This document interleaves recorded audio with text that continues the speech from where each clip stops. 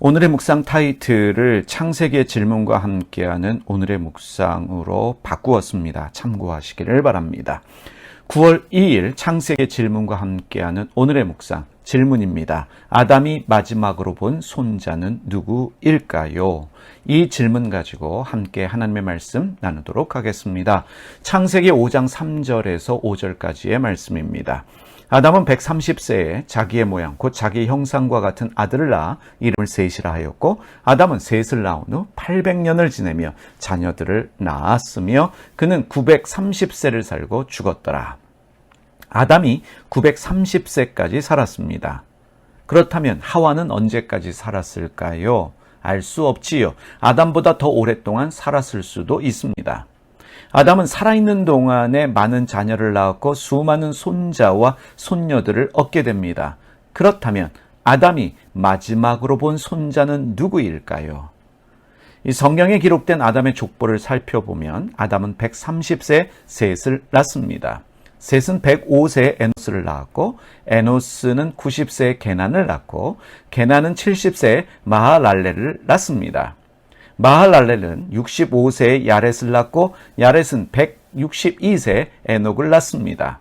에녹은 65세에 무드셀라를 낳고, 무드셀라는 187세에 라멕을 낳습니다. 이때 아담의 나이는 874세라는 계산이 나옵니다. 아담은 라멕이 56세 때 죽었습니다. 이 라멕의 아들이 노아인데, 라멕의 아들 노아는 아담 할아버지를 보지 못했고, 노아의 이전 세대는 모두 아담과 함께 지낸 것으로 우리가 이해할 수 있습니다. 이 창세기 5장에 기록된 족보를 살펴보면 노아 이전의 세대는 아담을 알고 또 아담과 함께 지낸 것으로 우리가 이해할 수 있는데, 하나님이 흙으로 만드신 최초의 사람 아담이 자신을 통해 태어난 수많은 후손들에게 어떠한 말을 했을까요? 하나님의 창조, 하나님이 만드신 정원, 생명나무와 선악을 알게 하는 나무, 뱀의 유혹, 그리고 자신들의 불순종, 가인과 아벨의 탄생, 그리고 가인의 살인사건 등 수많은 이야기들을 자손들에게 들려주었다는 것을 우리가 상상할 수 있습니다. 노아의 아버지 라멕까지는 아담 할아버지가 직접 들려주는 그 이야기, 본인이 직접 경험한 이야기를 생생하게 들을 수 있었다고 우리가 말할 수 있습니다. 그렇다라고 한다면 아담의 모든 후손들이 아담 할아버지의 이야기를 직접 듣고 공감하면서 하나님을 찾고 하나님을 예배하는 삶을 살았을까? 그렇지 않습니다. 아담의 첫 번째 아들 가인, 하나님이 직접 말씀해 주시고 간섭해 주셨음에도 불구하고 형제 아벨을 죽이는 살인을 했습니다. 하나님이 나타나셔서 말씀해 주셨죠. 그럼에도 불구하고 그는 형제 아벨을 죽였습니다. 사람이 하나님을 믿지 못하기 때문에 살인을 하고 범죄하는 것이 아닙니다. 노아 시대에 이르러 노아의 가족 8명을 제외하고는 아담의 후손 모두 악함으로 인해서 물의 심판을 받아 죽었습니다. 아담의 후손 대부분은 아담의 말을 들었음에도 불구하고 하나님과 상관없는 삶을 살았다는 이야기입니다. 하나님의 살아계심을 믿지 못해서일까요? 아니지요. 하나님에 대해서 들었고 하나님이 살아계심을 믿음에도 불구하고 하나님과 상관없는 삶을 살았습니다. 주님을 부르는 사람이 하나님 나라에 들어가는 것이 아닙니다.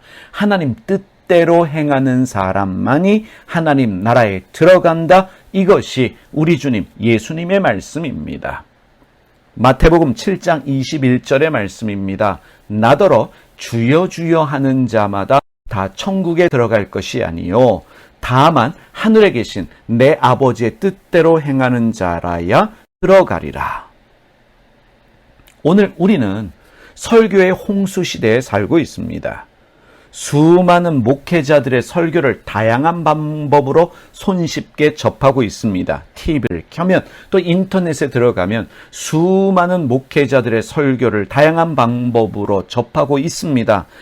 많은 신앙 서적들을 편하게 접하고 있습니다.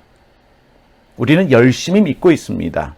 하나님을 열정적으로 예배하고 있습니다. 그래서 우리는 하나님의 뜻대로 살아가고 있는 사람들일까요?